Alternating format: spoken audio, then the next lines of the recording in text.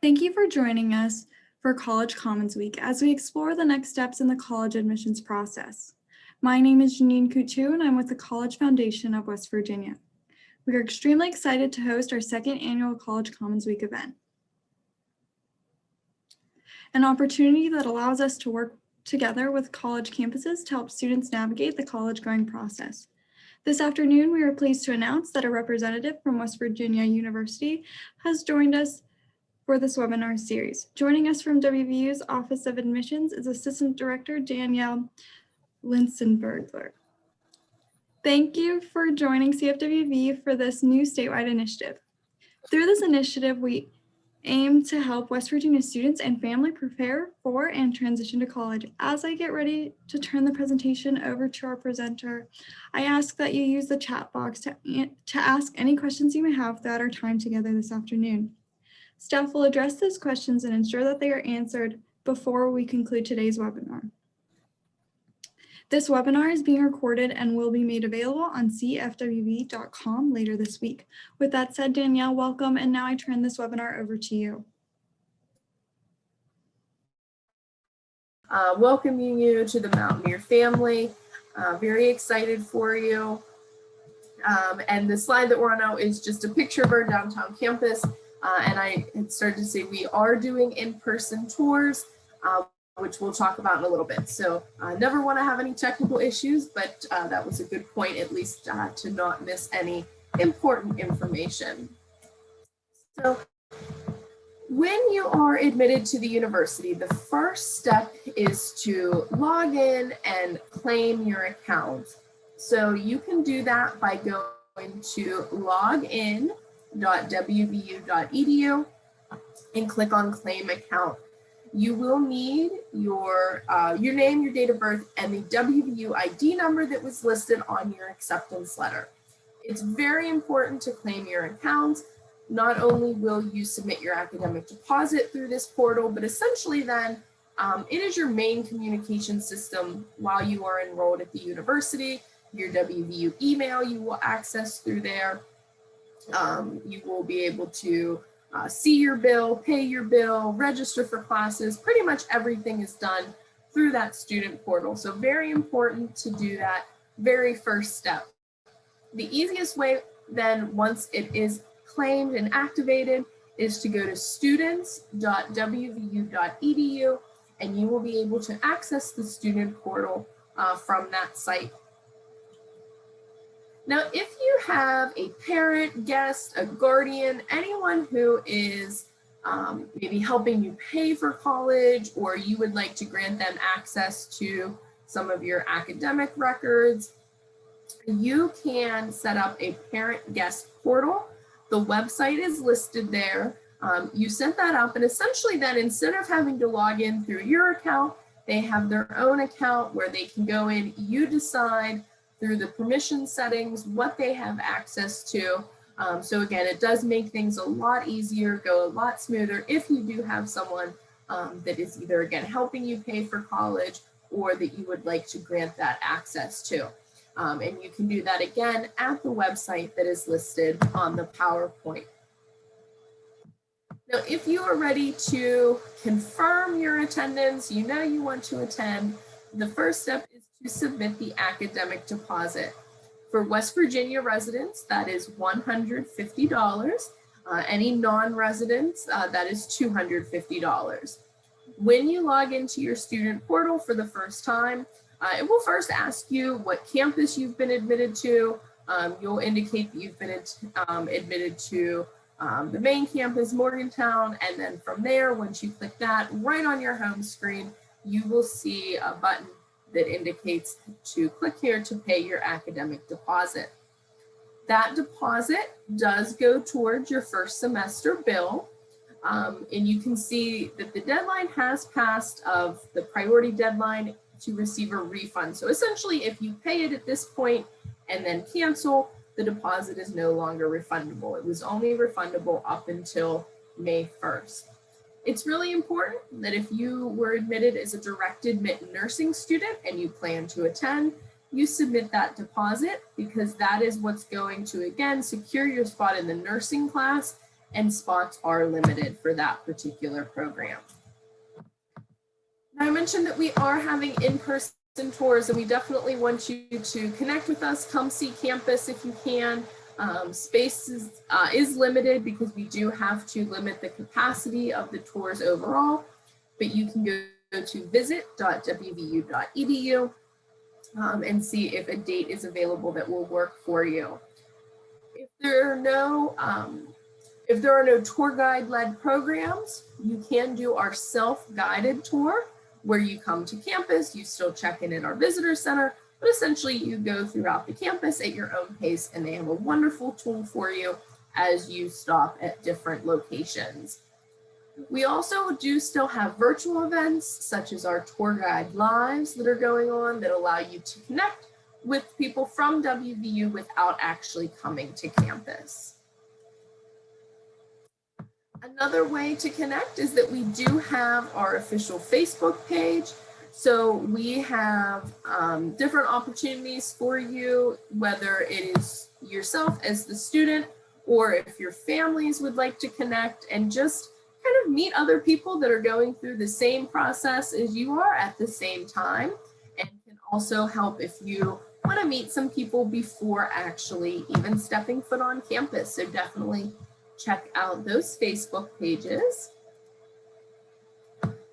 Now, scholarships, it is very important that you submit your information to us, because we want you to receive as many academic scholarships from us as possible.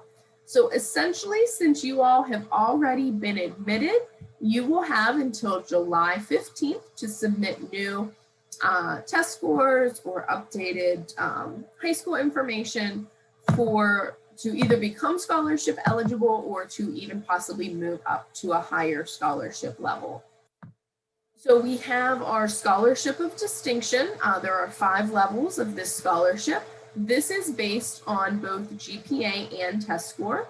So essentially where your GPA and your test score meet on the grid, if it falls into any one of those 5 colored areas of the chart, then you will receive an academic scholarship from us.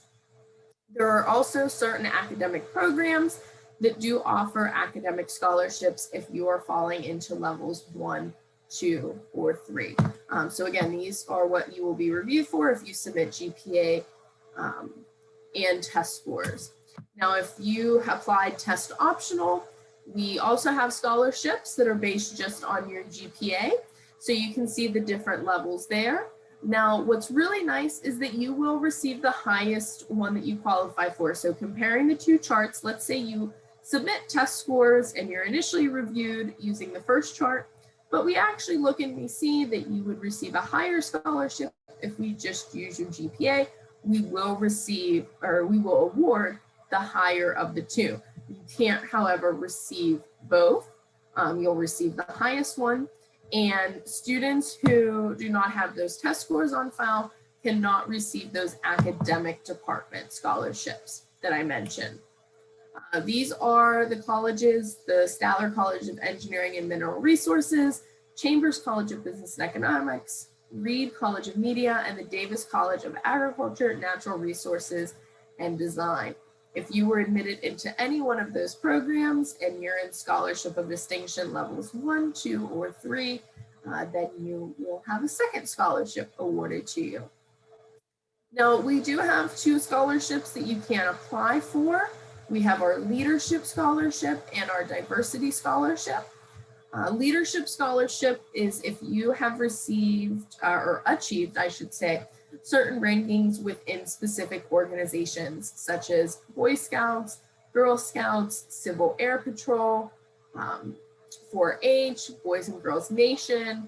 So if you are part of any of those organizations, you can apply for our Leadership Scholarship. Now, hopefully you all have done this by this point, but if you have not, it is imperative that you file what is called the FAFSA. That is the free application for federal student aid. The priority deadline was March 1st, but again, if you haven't submitted it, you definitely still can. You might not be reviewed for all of the awards depending on availability, but you can still possibly receive something, some sort of aid. It's also really important, you have to have the FAFSA on file in order to receive the promised scholarship. So you definitely want to get that to us and send it in as soon as possible. Once you have been admitted and you have a valid FAFSA on file, we will send you a full financial aid package that will be sent to your WVU email account.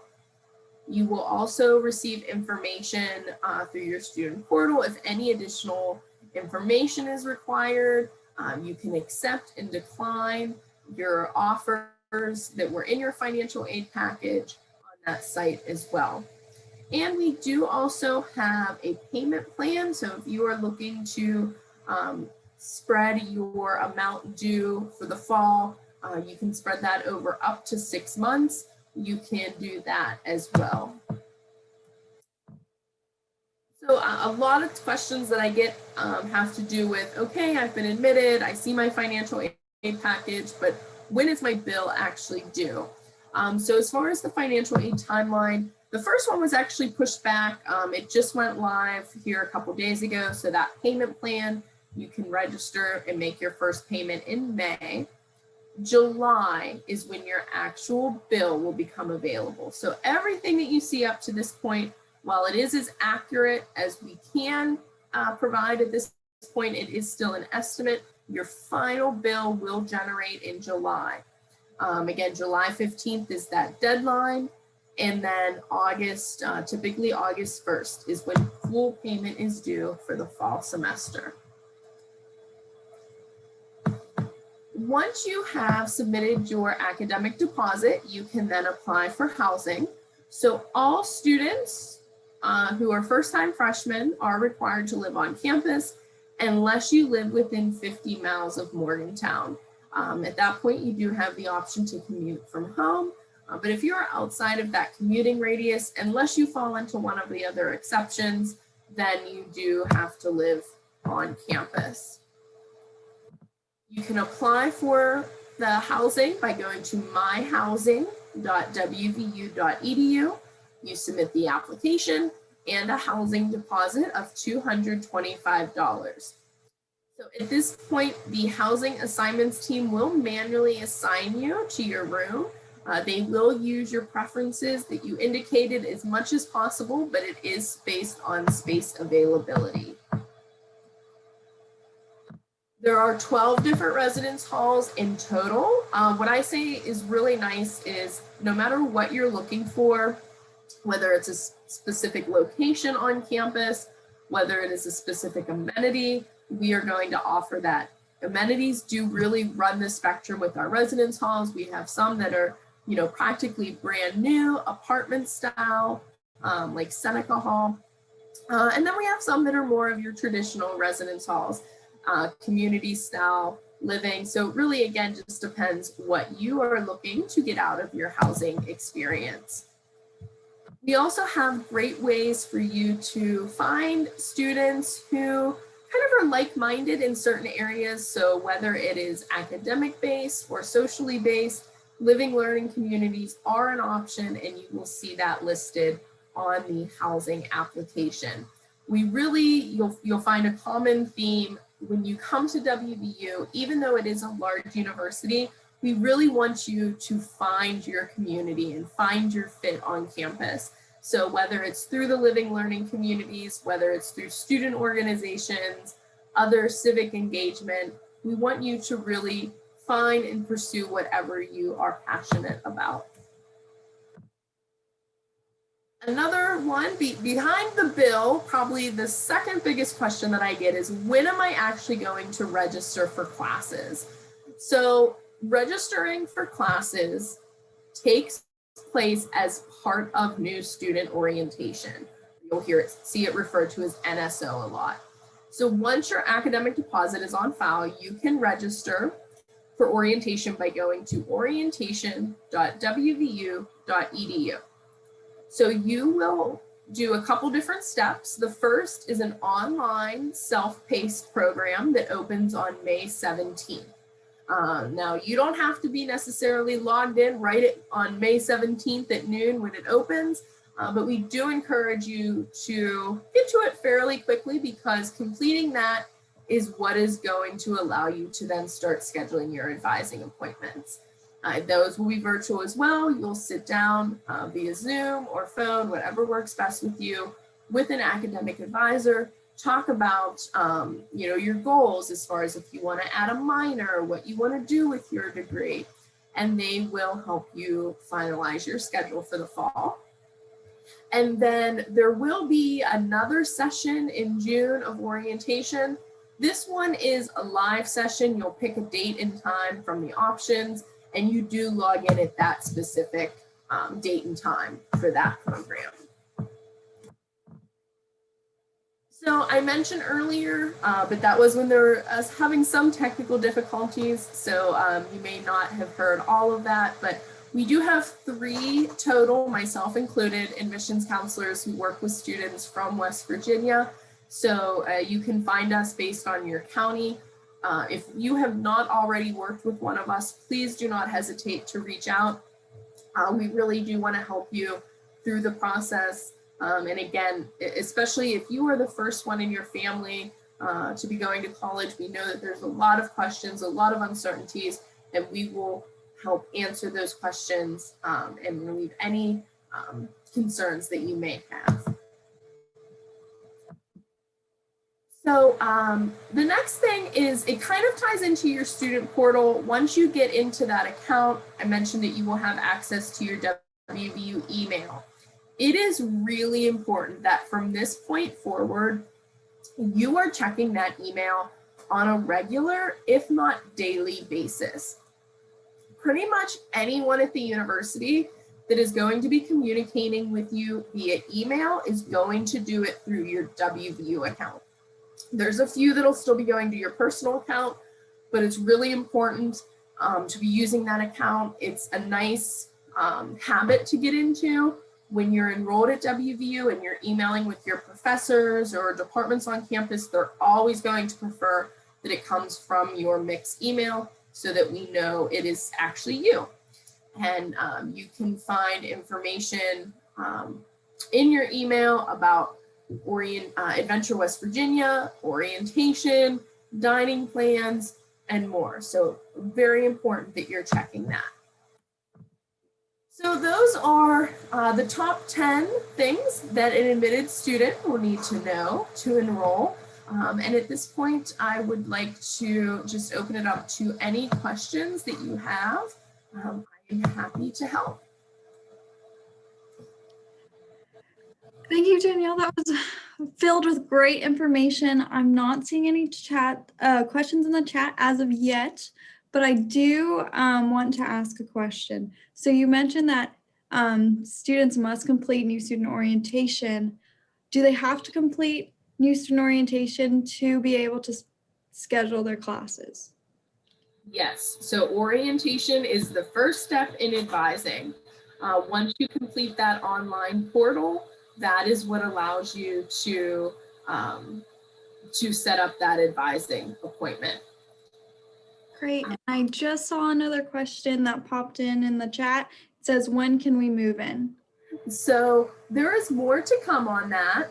That's a great question. It's been a very popular one right now. We are going to do a staggered kind of extended move-in. So we're not having all of the first-time freshmen come to campus on one day. So it's going to look similar to last fall, and there will be more information forthcoming on that once we have kind of those dates. And another question, are the specific scholarships for our majors, such as agriculture, are there specific scholarships for our majors, such as agriculture? Sorry about that. Yes, absolutely. So the Davis College of Agriculture, Natural Resources, and Design is one of the programs that offers additional automatic scholarships. So if you are falling into the Scholarship of Distinction levels 1, 2, or 3, and have been admitted into, like, let's say, the agriculture program, then yes, you will automatically receive a scholarship from them. If you don't receive one of their first-time freshman scholarships, that does not mean that, that's it. You'll never receive a scholarship from them. They, as well as pretty much every academic program on campus, will have scholarships that you can apply for during your second, third, fourth year. So there's always going to be more scholarship opportunities. Continue to check with your advisor once you're enrolled about those to make sure that you're meeting deadlines. But yes, depending on your scholarship level, you can receive an automatic scholarship from the Davis College.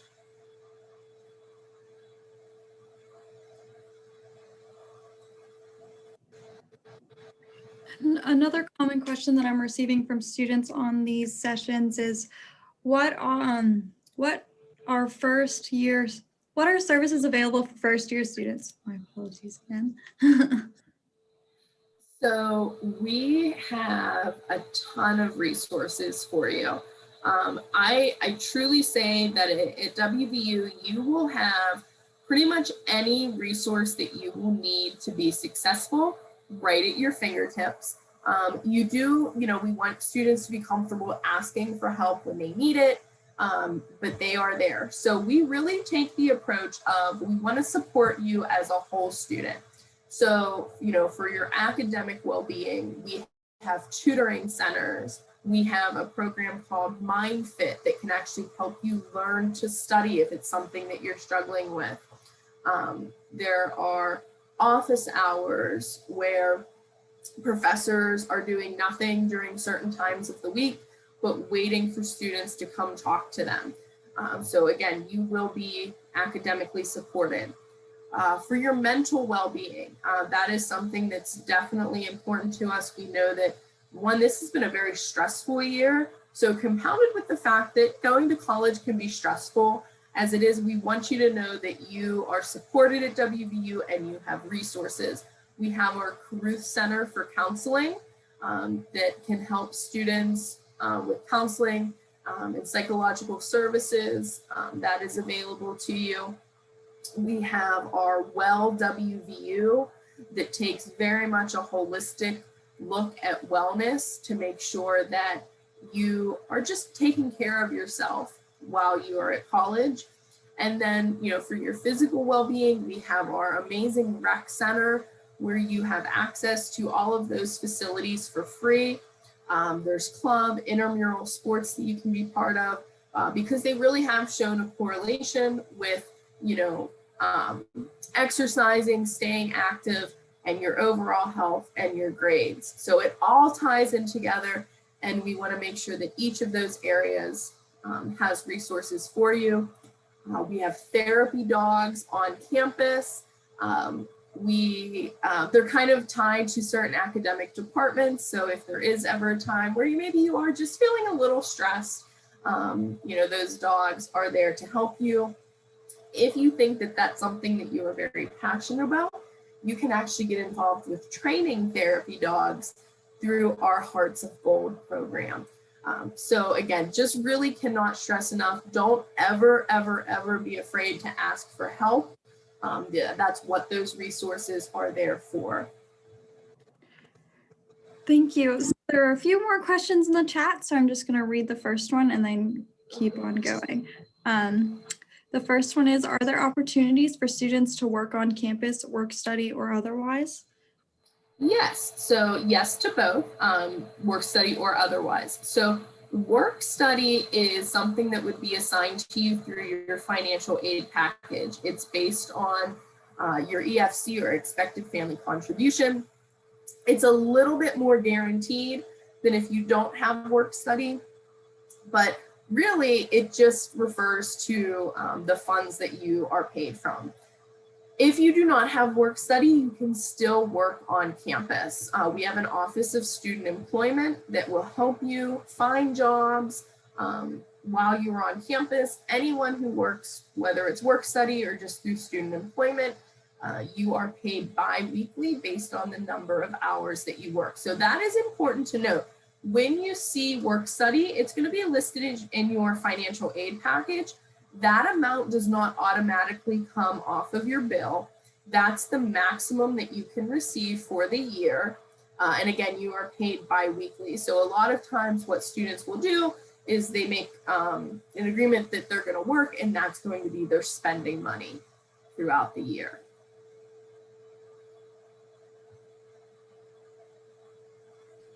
Great, thank you. Another question we have is, where can I go if I get sick and need medicine prescribed? So we have a student health center on campus, and that's where you can go if you are ever feeling sick. They can prescribe medicine, so everything's kind of right there on campus for you.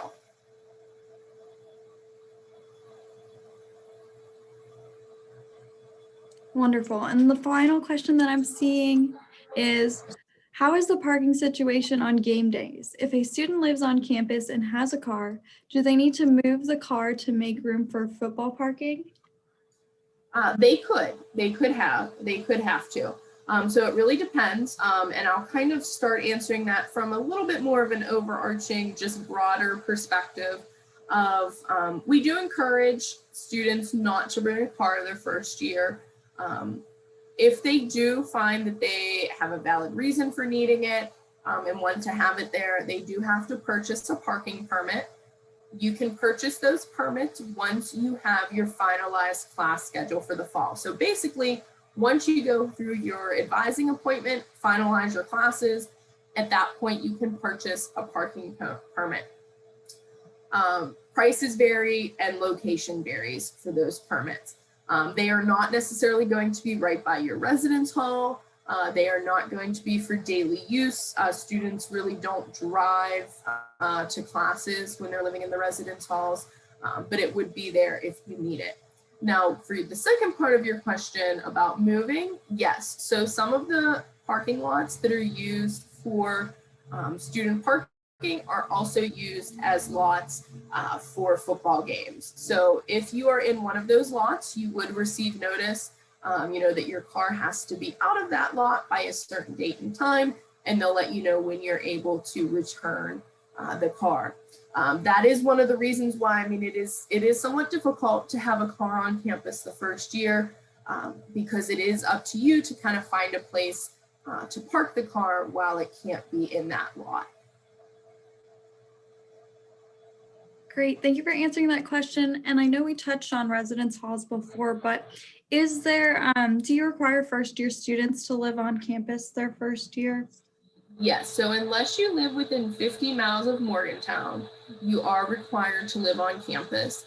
There are a few other exceptions to that rule, but it's a small handful that I work with each year. That 50-mile radius really is the primary one that I see.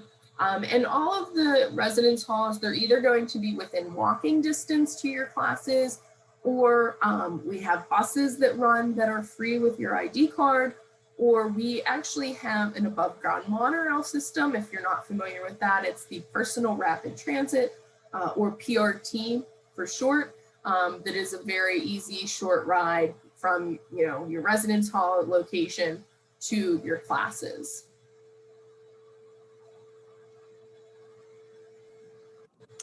Great, thank you so much. And another common question we have is, what about, we have a question in the chat. Do the buses travel to other areas of Morgantown as well, such as to local grocery stores? Yes, they do. And so what you'll have to do, you'll have to look and see, the bus route. For me, that was something that was different. So I went to WVU, and the area that I came from originally, we didn't really take public transportation. So it was new to me to learn a bus route and to learn where I had to be to catch the bus to get to this spot. But they do, and that's all free with your ID card. You just swipe it when you get on the bus. It takes, there's routes that go to different shopping centers, things like that. Depending on where your residence hall is, you may actually even be within walking distance to, there's a Kroger that's right by some of our Evansdale area residence halls.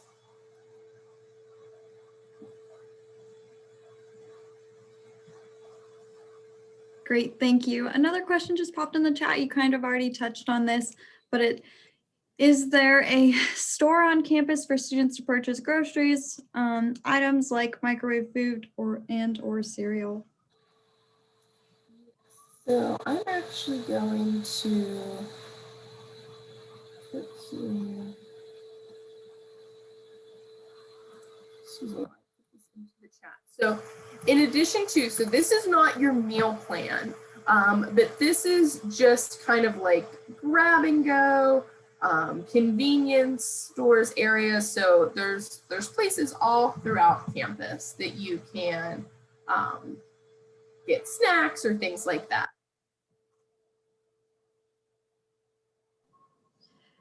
Great. Thanks so much for dropping that in the chat. So I think that's all of the questions we have in the chat. Is there anything else you'd like to add before we close? No, I am just going to try not to go too quickly and make anyone dizzy, but I'm going to go back to the contact slide. Perfect. So do again, I can't stress this enough. We are here to help you. Any questions that you have whatsoever. So, you know, take a picture, a screenshot of this, find your county, and then you'll see it's either myself, Christina, or Rochelle, who is your assigned admissions counselor. And we are happy to help with any questions that you or your families have. I think that's important. Again, if you have anyone that is helping you throughout this process, it's going to be, or could be, potentially new to them as well. So we invite them to be a part of the process. We have an option where you can sign up for a phone meeting with us. We encourage, again, anyone helping you with the process to be part of those phone calls as well. And I don't think, I know you had asked earlier, but I didn't see it. If you guys, just your names and where you're from. Yeah, I don't think anyone responded to that question. You don't have to get specific, even if you just want to say like your name and what county you're from, just so I can maybe tell you who your counselor is, or.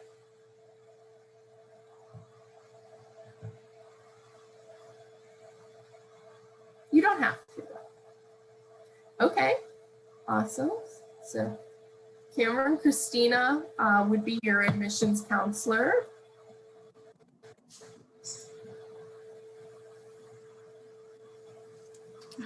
Oh, okay. I knew I recognized the name. Hi, Teresa. So I'm the counselor for you all. So I'm glad you were able to log in.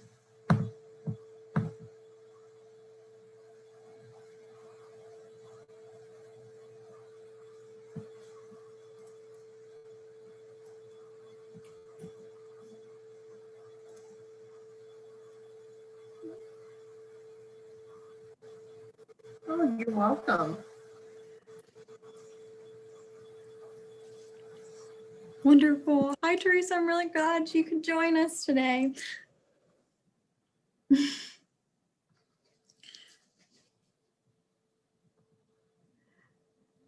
Well, with that, I would like to go ahead and close. And Danielle, I'd like to say thank you